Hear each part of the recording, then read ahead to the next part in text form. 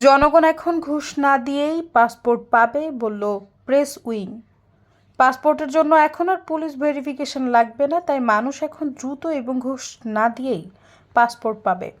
অন্তর্বর্তী সরকারের প্রধান উপদেষ্টার অফিসিয়াল ফেসবুক পেজের এক পোস্টে এসব তথ্য জানানো হয়। বলা হয়, পাসপোর্ট পেতে অনেক সময় লেগে যেত এবং অনেক সময় ঘুষ দিতে হতো।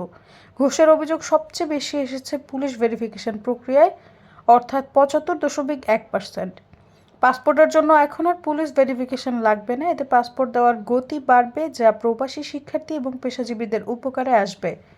ভেরিফিকেশনে অপ্রয়োজনীয় দেরি ও দুর্নীতি বন্ধে সহায়তা করবে।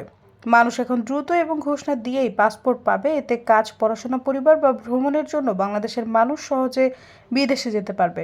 এর ফলে রাষ্ট্রের প্রতি মানুষের আস্থা বাড়বে। সৈয়দা ফারিয়া, সমযোগ।